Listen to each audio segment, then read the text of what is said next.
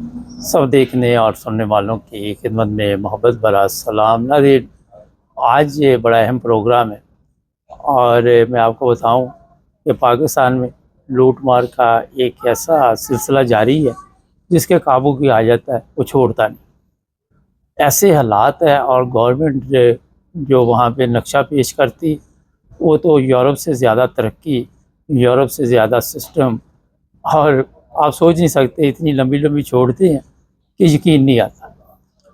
कल मैं social media पे देख रहा था तो वहाँ पे मुझे नज़र आया कि कुछ लोग, क्या बहुत बड़ी तादाद में लोग सड़क पे खड़े थे। ये चिन्योट का वाक़या है और चिन्योट में हुआ ये कि जो पटवारी है वहाँ का, पता नहीं क्या नाम है उसका, वजाहत के क्या नाम है, उसने जनाब ज़मीन का ऐसा कपला किया लोगों से पैसे लेके, और वहाँ पे जो लोगों की ज़मीन थी वो फ़र्ज़ करें कोई ज़मीन चिन्योट के इलाके में थी, वो कहीं पिंडी भट्टियाँ निकल आई, किसी की कहीं निकल आई, मैं मिसाल दे रहा हूँ। और लोग वहाँ पे बड़ी तकलीफ़ में मुब्तला थे। वो कहते हैं ये हमारे बाप दादा की जायदाद थी। और ये पटवारी जो है, जो चिन्योट का पटवारी, वैसे तो सारे ही वहाँ पे एक से एक बड़ा हरामखोर है। चिन्योट से अगर आप पुल क्रॉस करें तो वहाँ भी एक पटवारी बैठा हुआ है, वहाँ भी वो भी उसकी भी रिपोर्टें हमारे पास आती रहती हैं। वो भी कोई अच्छा बंदा नहीं है, रिश्वत लेके इधर का काम उधर, उधर का इधर। और मरियम जो है वो दावे करती है कि जी यहाँ पे सब अच्छा चल रहा है। अब उस पटवारी के अगर तो हाथ ऊपर पड़ते हुए लंबे हाथ, तो फिर तो उसको कोई पूछने वाला नहीं। उसको कोई ये नहीं कह सकता कि जनाब आपने ये कार्रवाई क्यों डाली है, और फिर उसका तबादला कर दिया जाएगा। तो जो नया पटवारी आएगा वो पैसे लेगा और फिर उनको कहेगा अच्छा मैं आप तुम्हारे लिए कुछ करता हूँ, और उस चक्कर में किसी और का फिर बेड़ा गर्क होगा और ये सिलसिला चलता रहेगा। ये चोरों का मुल्क, डकैत। हमारा खुद वहाँ पे पाकिस्तान में एक प्लाट है, वो सड़क कहता मेरी है, हमारी रजिस्ट्री में लिखी हुई है वो सड़क कि वो हमने जब रजिस्ट्री कराई उस पर लिखी हुई है, मगर एक से एक हरामखोर वहाँ पे मौजूद है। और अदारे हैं, जो भी लोग ज़िम्मेदार हैं, वो बिल्कुल बेकार। माशरे का बड़ा असर होता है। आप कितने भी मुखलस मुसलमान हों, कितने भी अच्छे लोग हो, मगर जिस माशरे में रहते हैं उसकी बुराई बड़ी जल्दी इंसान पिक करता है। आप देख लें, मसाजिद की तरफ लोग कम जाते हैं लेकिन बुराई की तरफ ज़्यादा जाते हैं। तो ये जो पाकिस्तान वहाँ पे, अच्छा दूसरा सुन ले, वो एक पैरा फोर्स पता नहीं बनाई हुई है, वो रोज़ाना आके लोगों की चीज़ें उठा के ले जाती है, लोगों को मारती पीटती। तो ये भी कल चिन्योट में जुलूस निकल रहा था, वो ताजरों के साथ ठीक ठाक लड़ाई हुई, एक दूसरे के ऊपर हमले किए, और ताजरों ने कई दफ़ा मरियम को बताया, लेकिन मरियम ने ये खुद गुल्लू बाट पाले हुए, खुद इसके अपने ये गुल्लू बाट हैं और ये खुद ही सब कुछ करवाते हैं। ये मरियम को क्योंकि इसमें ज़ाहिर है हिस्सा जाता है और उसको भी पैसा चाहिए, और इसी वजह से काफ़ी देर से हम ये शोर डाल रहे हैं कि पाकिस्तान के कई इलाके हैं, चिन्योट, जंग, पता नहीं कहाँ कहाँ, ये पैरा फोर्स ने वहाँ पे अजाब बनाई हुई ज़िंदगी, बहुत तकलीफ़ दे वहाँ पे हालात हैं। और जब झगड़ा करते हैं फिर उनके ऊपर केस बन जाते हैं, वो कहते हैं जी आपने ये क्यों किया, वो क्यों किया। तो ये जो पाकिस्तान है, ये मैं बता दूँ आपको, चलने वाला नहीं। आप जो मर्ज़ी कर ले, जिस तरह मर्ज़ी भाग दौड़ कर ले, जितने मर्ज़ी कलमे पढ़ लें, जितने मर्ज़ी कलमे मिटा दे, आप जो दिल करता वो करें, मगर इस मुल्क की हालत बदल नहीं सकते। चाहे वो पटवारी है, चाहे वो पुलिस वाला है, चाहे वो कोई दूसरा है, तीसरा है, किसी को आप तब्दील नहीं कर सकते। ऐसे ऐसे अफसोसनाक वाक़यात वहाँ से हमें मिलते हैं कि कई दफ़ा तो शर्मिंदगी होती है। अभी इलेक्शन हुआ, वहाँ पे पता चला कि जो इलेक्शन है वो भी अच्छी तरह चोरी किया गया, और हमारी फ़ौज ने भी ऐसी गेम डाली कि आप सोच नहीं सकते। सारी सीटें नून लीग को जिता दी, क्योंकि सब लोग वही है, बेईमानों का टोला है, और कहेंगे अल्लाह के फजल से, नाम अल्लाह का लेंगे, काम शैताना ले हो रहे। तो ना तो इन पटवारियों को आप नथ डाल सकते हैं, एक से एक हरामखोर है वहाँ पे पटवारी, क्योंकि मेरा तो वास्ता पड़ा हुआ उनके साथ, और वो जो भी उनको हड्डी डालता है वो उसी का हो जाता है। और ये ना ये पैरा फोर्स है, عام بندہ جو ہے کس تکلیف سے وہاں پہ گزر رہا ہے آپ اس کا اندازہ ہی نہیں لگا سکتے۔ آپ ایئرپورٹ پہ چلے جائیں ذلت، آپ بازار میں چلے جائیں ذلت، آپ کسی ادارے میں چلے جائیں ذلت، آپ کے پاس کوئی ادارہ آ جائے ذلت، اس کے علاوہ کوئی چیز نہیں۔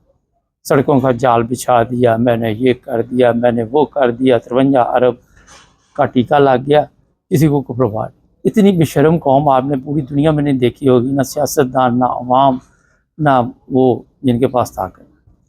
تمام لوگ جو ہے ان کی حالت یہ ہو چکی ہے، اور کئی دفعہ شکر کرتے ہیں ہم لوگ، یہ دیکھیں یہاں پہ ٹریول کرتے ہیں، کہیں جاتے آتے، ایئرپورٹ کوئی پوچھنے والا نہیں، دندناتے پھرتے، کسی کی ضرورت ہی نہیں کہ پوچھے۔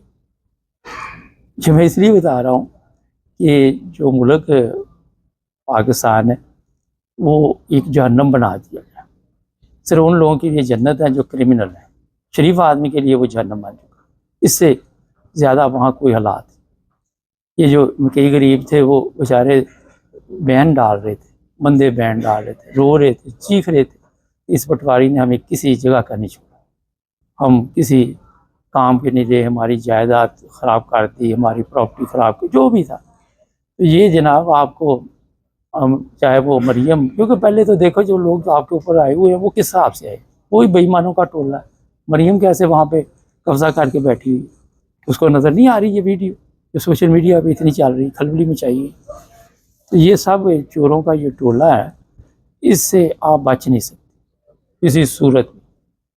تو جناب میں اصل میں ابھی کہیں سفر میں جانا تھا، وہ اسٹوڈیو سے باہر تھا، میں نے پتہ ہی ہماری تو سروس جو ہے وہ کہیں پہ بھی ہوں، پلین میں بھی ہوں، پلین سے باہر ہوں، شپ میں ہوں، کہیں پہ بھی ہوں، تو پروگرام تو ہمارے چلتے رہتے ہیں، کیونکہ پروگرام تو ہم روکتے نہیں ہیں۔ تو یہ مختصر سی آپ کو میں نے بتائی ہے۔ چینل کو سبسکرائب کریں، جڑے رہیں ہمارے ساتھ تاکہ اور بھی پروگرام دیکھتے رہیں۔ سب دیکھنے اور سننے والوں کی خدمت میں محبت بھرا سلام۔ پاکستان میں الیکشن جب بھی ہوتے ہیں، چاہے ایک سیٹ پہ ہو، 2 پہ ہو، 3 پہ ہو، 5 پہ ہو، کھلبلی مچی ہوتی اور پوری پلاننگ ہوتی ہے کہ کسی طرح یہ الیکشن چوری کروائے جائیں۔ اس میں فوج، رینجرز، پولیس، وڈیرے، گلو بٹ جو بھی آ جائے قابو، اس کو استعمال کیا جاتا۔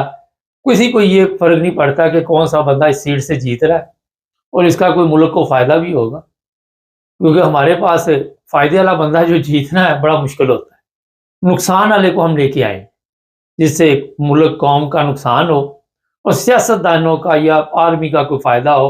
آرمی کا بھی کیا فائدہ ہونا، وہ تو اوپر بیٹھے ہوئے ہیں، ان کا تو ویسے ہی فائدہ۔ یہ بات اس لیے میں بتا رہا ہوں کہ یہ نہیں دیکھتے کہ یہ میرٹ پہ بندہ اس قابل ہے، اس میں اتنی عقل ہے، سمجھ ہے، شعور ہے، کوئی ایسی چیز نہیں دیکھی اس کے پاس اتنی قابلیت ہے کہ وہاں پہ کوئی لوگوں کی خدمت کر سکے۔ ہمارے نزدیک لوگوں کی خدمت کرنا، محلے کی نالی بنوا دی، گٹر کا ڈھکنا لگوا دیا، کسی کو اگر ایف آئی آر میں پکڑا گیا تو پیسے لیے، کچھ خود بنائے، کوئی کسی نے بنائے، اپنی طرف سے جی بڑی مدد کی جائے۔ جیلی سسٹم چل رہا ہے، جیلی ایکس ڈالا ہے۔ میں یہ بات اس لیے کہہ رہا ہوں، آج 3 دن سے مجھے کوئی ویڈیو آ رہی تھی تو میں نے پہلے تو نہیں سنی، تو ابھی میں نے وہ ویڈیو سنی تو پتہ چلا کہ ایک علاقہ ہے انگلینڈ کا، آکسفورڈ سٹی، وہاں پہ ایک میئر جو ہے وہ مسلمان لڑکی، اور جب میں نے تحقیقات کی، جو بات اب میں بتانے والا وہ یہی ہے، تو پتہ چلا وہ احمدی ہے۔ اب انگلینڈ میں دیکھا جاتا ہے میرٹ پہ کہ کون اس قابل ہے کہ وہ یہ کام کر سکے، اور پاکستان میں دیکھا جاتا ہے کہ کون پاکستان کا بیڑا گرک کر سکے۔ یہ فرق ہے، یہاں پہ یہ نہیں دیکھا جاتا اس کا مذہب کیا ہے، اس کا فرقہ کیا ہے، یہ دیکھا جاتا ہے کہ یہ بندہ جو ہے یا خاتون ہے یا لڑکی ہے، یہ لوگوں کی خدمت کر سکے گی۔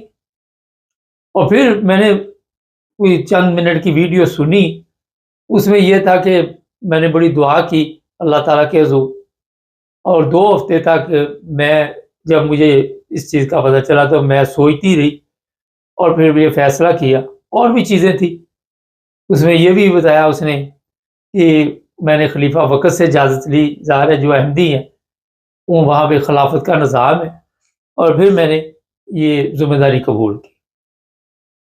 یہ میں اس لیے آپ کو بتا رہا ہوں کہ یہاں پہ جب آپ لوگوں کے مسائل یا لوگوں کے لیے آپ اپنی خدمت پیش کسی جگہ پہ بھی کرتے ہیں، یہ یورپ کے ممالک میں، یہ نہیں کہ کوئی وہ پہلی احمدی لڑکی ہے، یا بھی اور بھی لوگ ہیں، اور بھی بے شمار لوگ ہیں، اور بھی احمدی جرمنی میں بھی پارلیمنٹ میں ہے، لوکل پارلیمنٹ میں بھی ہیں، شاید جو وفاقی ہے وہاں نہیں ہوں گے لیکن لوکل میں ہیں، میں انہوں نے ان کے ساتھ کئی دفعہ انٹرویو بھی کیا، انگلینڈ میں بھی ہے، امریکہ، کینیڈا، پر یہ بحث نہیں ہے۔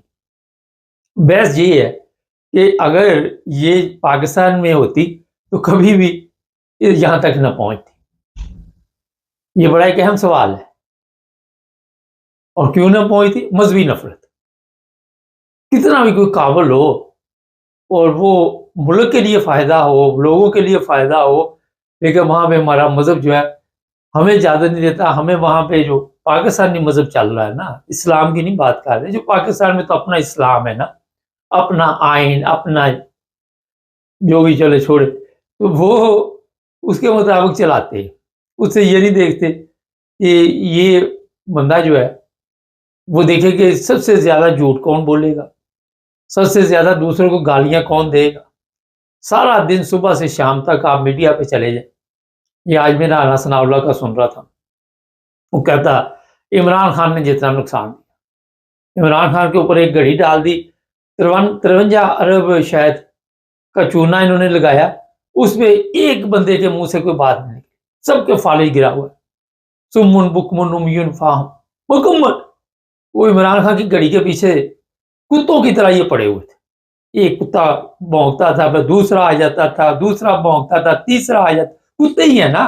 جب ان سے آپ دیکھیں انسان جو ہے وہ انسانوں کو کاٹتے ہیں، مجھے بتائیے، چلو میں سادہ سا سوال کرتا ہوں، کئی لوگ ناراض ہو جاتے ہیں کہ میں سخت الفاظ، وہ انسان جو ہے جو آپ وہاں پہ پاکستان میں دیکھیں جس کے پاس طاقت ہے، وہ دوسرے کو انسان سمجھتا ہے، وہ کتا بن جاتا ہے، اور وہ اسی طرح اس کے اوپر حملے کرے گا مختلف طریقوں کے ساتھ۔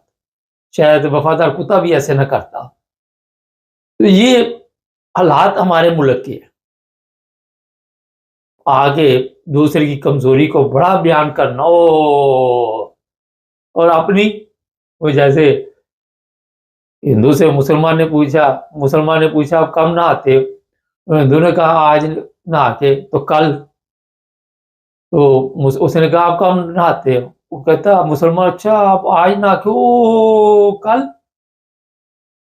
تو ہم تو جمعے کے جمعے، تو یہ اس کی کل بڑی دور لے جاتے ہیں، اور اپنا جو بھی مرضی کرتے ہیں، وہ طریقہ واردات اور ہے۔ تو جن ملکوں میں میرٹ پہ سب کچھ چلتا ہے وہاں پہ ترقی ہوتی ہے۔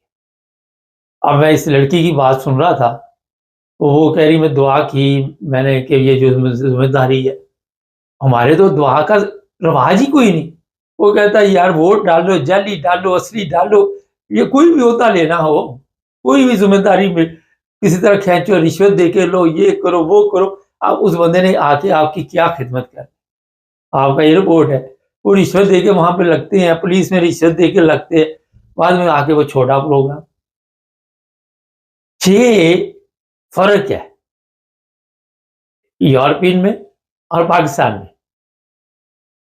پاکستان کو آپ نے جس طرح کے حالات بنائے ہوئے ہیں، ہوتا یہ ہے نا، ابھی آئی ایم ایف نے کہا جی اتنا آپ نے گیم شیم ڈالی ہے 53 ارب کی، کچھ شرم آ جاتی، چیف آف آرمی اسٹاف کو شرم آ جاتی کہ یار اب الیکشن میں صاف کروا دیتا۔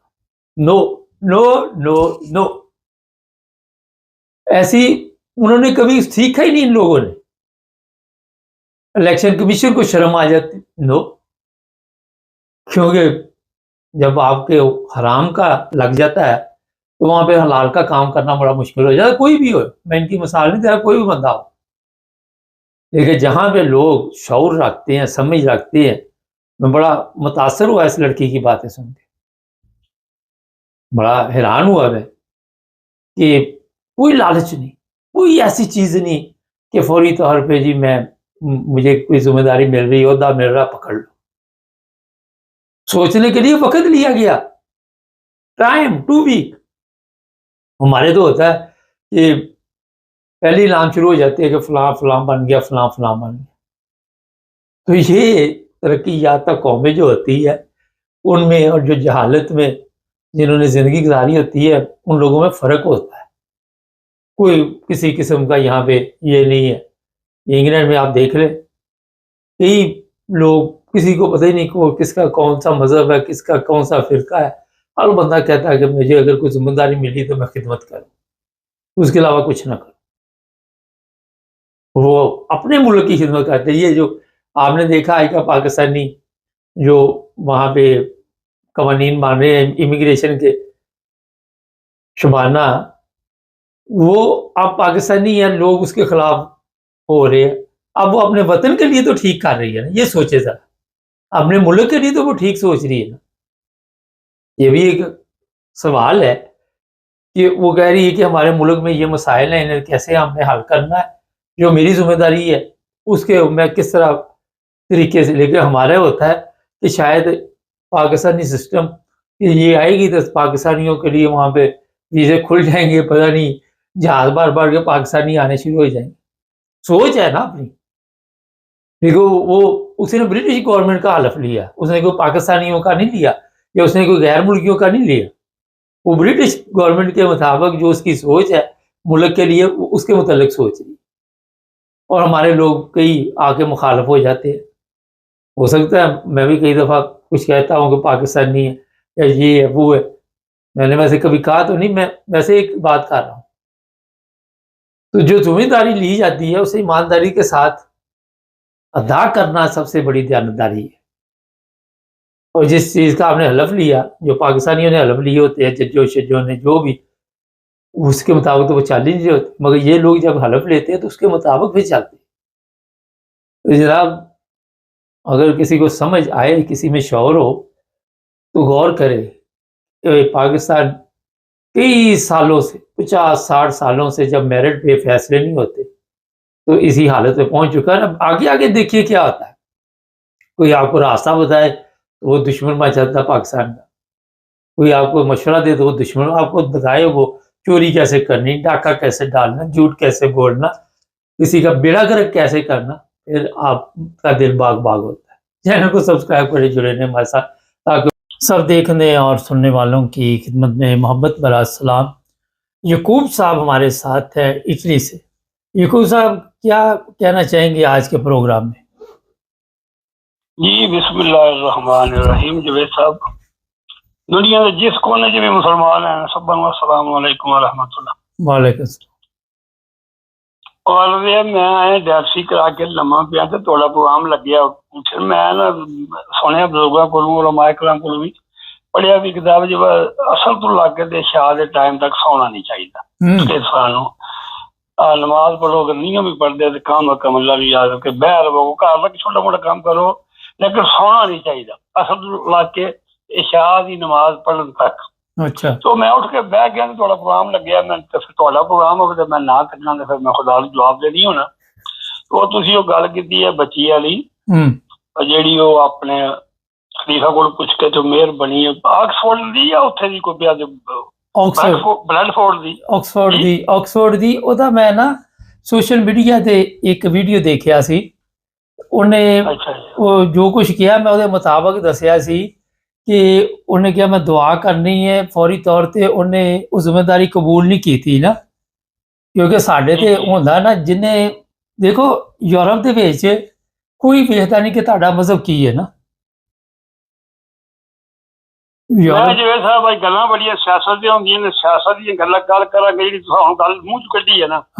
میں تمہیں پہلا کرن والی قسم میں تمہیں اج گل دسنا میں میرا ماں باپ جڑا ہے تو فقیر لین کا بندہ ہے, میرا اپنا ہی ایمان ہے کہ میرا مذہب بھی سچا ہے, میرا مرشد بھی سچا ہے. لیکن جیڑی میں رحم دلی سیکھی ہے نا یا دوجے انسان تے صلہ رحمی کرنی, یہ میں کرسچن کو سیکھی جی. میں تمہیں دس سکنا. کیا بات. انسانیت میں اتو سیکھی دے آ کے اٹلی چو. और मैं तुहानू गल दसना है 5-4 मिनट की गल है। पहले नंबर ते गल ये है, मैं जिस वेले ना आया इतने काज लेने ते पहला जिहड़ा मैनू काम लभा ना फैक्टरी ते मेरे नाल एक बंदा टालियां काम करदे आ। हुण ओहदे कोल मैं मकान लै लिया मुल, मेरा बड़ा दोस्त बने, बहुत अच्छा आदमी, बहुत ही इंसान दा बच्चा, भावें क्रिश्चियन है।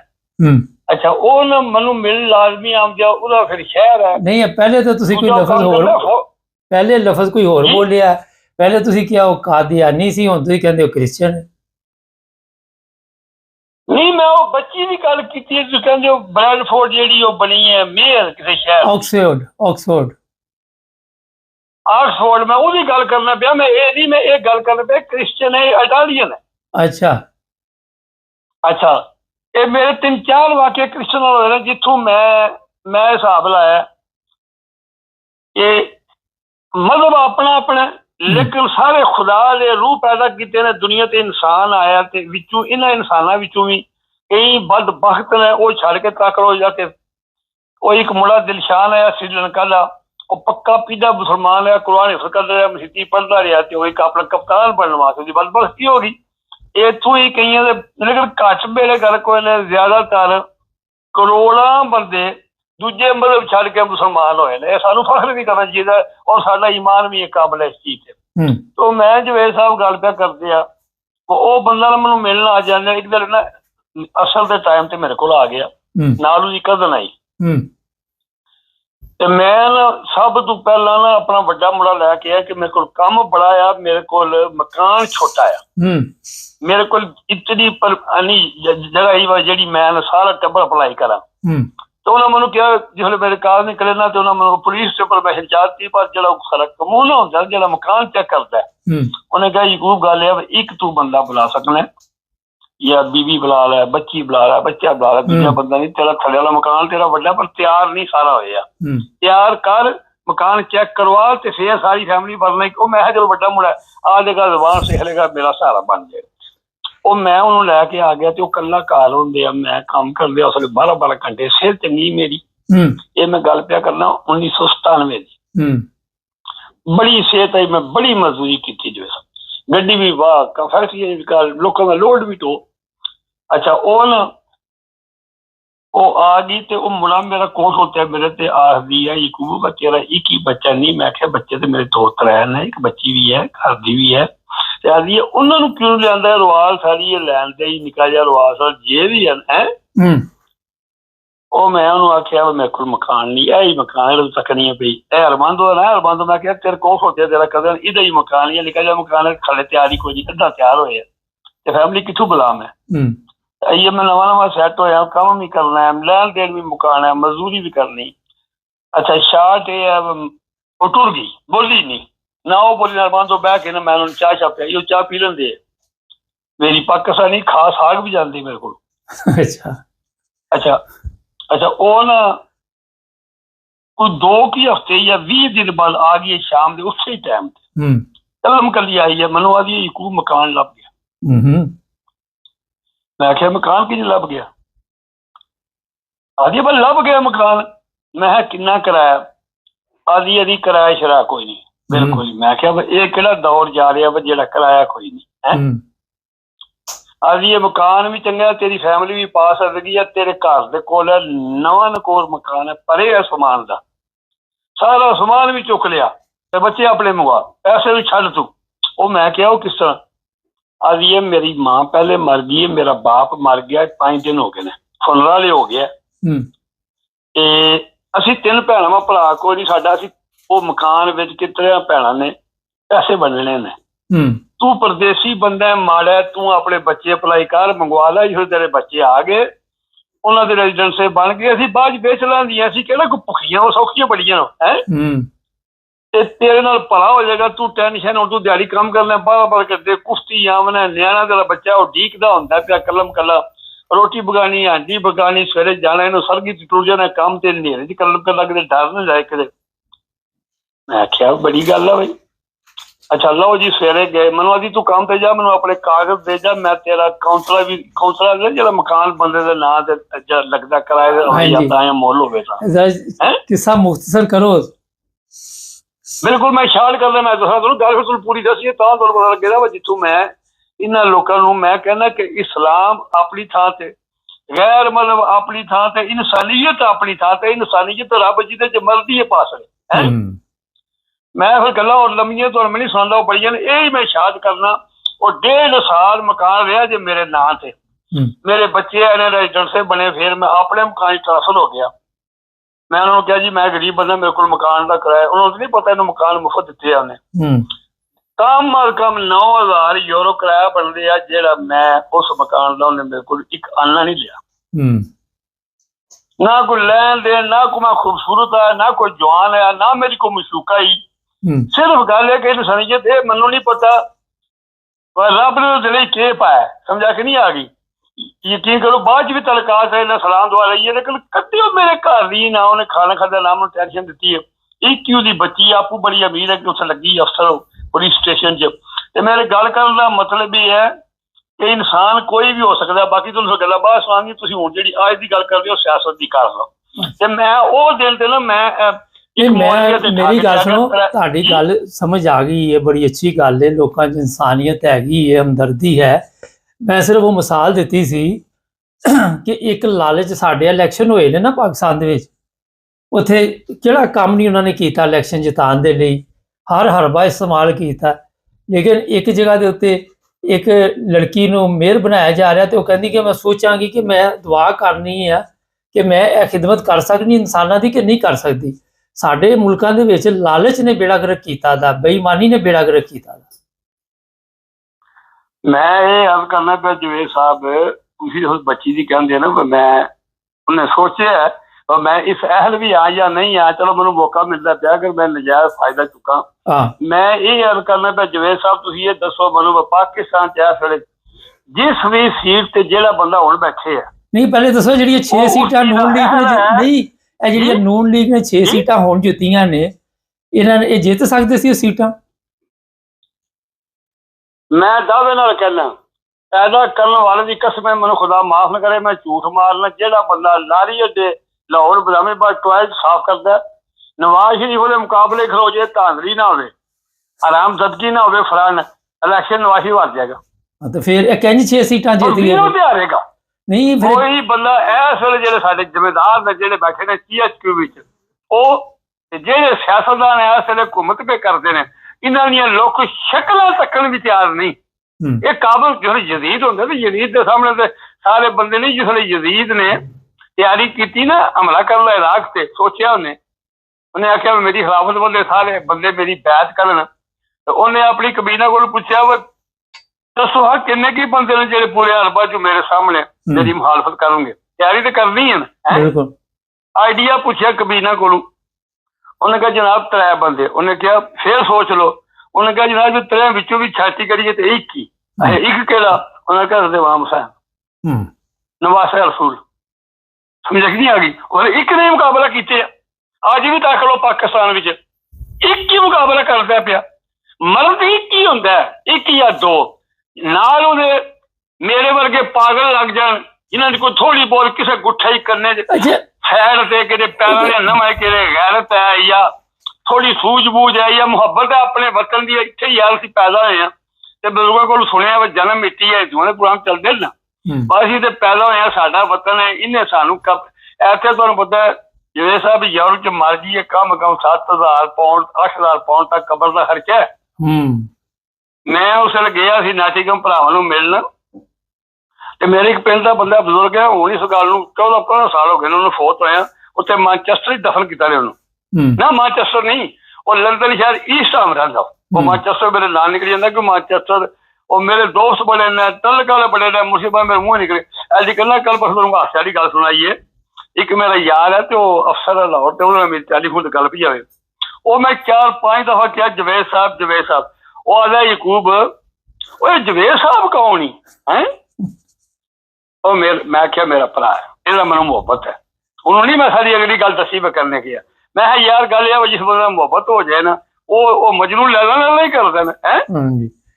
ਅੱਛਾ ਉਹ 4-5 ਦਫਾ ਮੇਰੇ ਮੂੰਹ ਚੋਂ ਤਕੀਆ ਕਰਾ ਬੰਦਾ ਬਣ ਜਾਂਦਾ। ਤੇ ਉਹ ਮੈਂ ਇਹ ਗੱਲ ਕਰਨਾ ਪਿਆ ਜਵੇਦ ਸਾਹਿਬ ਭਾਈ ਇਹ ਜਿਹੜੇ ਇਸ ਵੇਲੇ ਬੰਦੇ ਬੈਠੇ ਨਾ ਕਿ ਜ਼ਾਤੀ ਤੌਰ ਤੇ ਜੋ ਸੁਣਦੇ ਨੇ ਪਏ ਸਾਰੇ अगर खुद गैरत है कौम भैड़ी सही, पीटीआई वाले भैड़े निकले ने, निकम्मे निकले ने, ते गैरत नहीं 300 उत्ते MP MLA है, इन्हां ते खुदा दा अज़ाब नाज़िल होना चाहिए। पीटीआई दे बंदे ओही जे जवेद साहब ਜਿਹੜੇ ਜੇਲ੍ਹਾਂ ਹੀ ਡੱਕੇ ਨੇ, ਭਾਵੇਂ ਸਾਡੀਆਂ ਧੀਆਂ। ਅੱਛਾ ਹੁਣ ਮੇਰਾ ਸਵਾਲ ਹੈ ਵਾ, ਇਹ ਤੇ ਬੜੀ ਦਫਾ ਗੱਲ ਕਰ ਜੀ, ਕੱਲ 6 ਸੀਟਾਂ ਤੇ ਇਲੈਕਸ਼ਨ ਹੋਏ ਨੇ, ਨੂਨ ਲੀਗ ਵਾਲੇ ਬੜੇ ਭੰਗੜੇ ਪਾ ਰਹੇ ਸੀ, ਮੈਨੂੰ ਤੇ ਸ਼ਰਮ ਆ ਰਹੀ ਸੀ ਕਿ ਕਿਸ ਚੀਜ਼ ਦੇ ਭੰਗੜੇ ਪਾ ਰਹੇ, ਅਰਬਾਂ ਰੁਪਈਆ ਲੈ ਕੇ ਖਾ ਗਏ ਨੇ, ਉਹਦਾ ਜਵਾਬ ਨਹੀਂ ਕੋਈ ਦੇਣ ਡਿਆ, ਭੰਗੜੇ ਪਾਈ ਜਾ ਰਹੇ, ਕੌਮ ਬੇਵਕੂਫ ਹੈਗੀ। ਜਵੇਦ ਸਾਹਿਬ ਜੇ ਗੈਰਤ ਹੋਵੇ ਬੰਦੇ ਵਿੱਚ, ਜਾਂ ਈਮਾਨ ਦੀ ਰੱਤੀ ਵੀ ਹੋਵੇ, इस्लाम तो बड़ी दूर की गल है। मैं अर्ज करना पिया बंदा अपने आप को इंसान भी समझदा होवे ना कि वह बंदा नून लीग ते पीपल पार्टी ते फजलू ते जे जमेदार ने इन्हां दी ओ गुलामी नहीं करता। रोटी मैं किसी दी नहीं करता। जॉय साहब मैं तुहाडे सामने एक बड़ी वड्डी गल करना है, मैं गुनाहगार किया जी, मैं जिंदगी च यही काम करता रहा, ताई भुखा रहा, मैं गरीब रहा, रोटी रब दिंदा इस दी खाना पिया। ये जिहड़ी सफदर मान दी 2% बीवी है, मनु दे 10 करोड़ रुपया, ते मनु आख्या यकूब तू मेरे मगज निकला, दूजे टूटे बड़े बड़े टू कटे, खुले कुर्ते पाए, बदमाश बने, राइफल पकड़ियां। मैं आखा खुदकशी कर लेनी है, कम मैं नहीं कर सकता, मेरे पास रोग ही नहीं है। और जरा उजमा बुखारी है कुत्ते वांग भौंकदी हल्की 6 जने हंडा बैठी है, ते ओ जिक्र जहाज तू टैची चुक के नहीं भी थले है। तू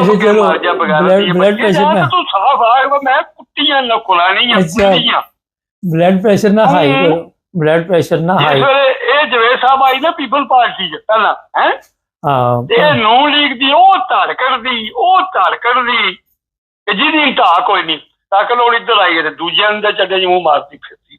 इन्हां लोकां च इन्ना है, मैं ते हिसाब लाया कि रब ने अपना दुनिया का निजाम चलाना है, दुनिया कायम रखनी है, विच जेहड़े मस्कीन शरीफ लोग ने उन्होंने भी दुनिया अल्लाह की दात ने पैदा किया, उन्होंने भी मालक हो ही है।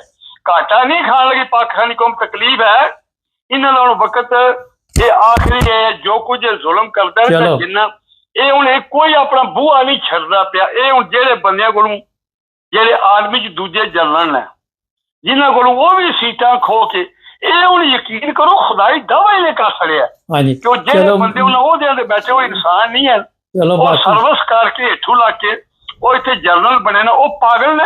हाँ जी चलो हुण परसों बाकी परसों करांगे, तुसी हुण आराम करो, काफी गुस्सा कढ़ लिया, अज दा तुहाडा निकल गया गुस्सा। बड़ी मेहरबानी। परसों नहीं जवेद साहब, हाँ जी परसों नहीं या कल मैं कल एक दिन मैं डैडी मैं कि तो गलत कीती है, और तुहाडा नाम मैनूं हिफज हो गया मरन तो बाद कि नहीं आवाज आवे दी जवेद साहब तुसी भी मेरा याद कर लो, मैं 3 दिन डैसी कराना। चलो ठीक है, कल कर लांगे, कल कर लांगे, सोमवार नूं बुध नूं ते जुमे नूं पक्की 10 साल हो गए। चलो ठीक है, मैं मंगलवारी घर होना, ठीक है, कल रात नूं घर होना ते वीकेंड ते हफ्ते इतवार नूं घर। ठीक है, बड़ी मेहरबानी, बहुत शुक्रिया। या कल करना है या फिर जुमराती करना है, कल ही कर लांगे। ठीक है, बड़ी मेहरबानी, थैंक यू मेरी तरफों, मेरे बच्चों वास्ते, मेरे वास्ते। अल्लाह फजल, बड़ी मेहरबानी, अल्लाह ताला तुमसे। अस्सलाम वालेकुम व रहमतुल्लाह। नाज़रीन, यकूब साहब जज्बाती हो जाते हैं, मगर बात वही थी कि मैंने जो प्रोग्राम किया था, ये इत्तेफाक तो वो कर रहे हैं कि उस लड़की ने सोचा, ये सुबह प्रोग्राम इंग्लैंड के बारे में था, कि मैं इस काबिल हूँ, मैं लोगों की खिदमत कर सकूँगी। ये होता है असल में, अगर किसी को एहसास हो, उसका ज़मीर ज़िंदा हो, तो फिर वो सोच समझ के कदम उठाता है। चैनल को सब्सक्राइब करें, जुड़े रहिए हमारे साथ, ताकि और भी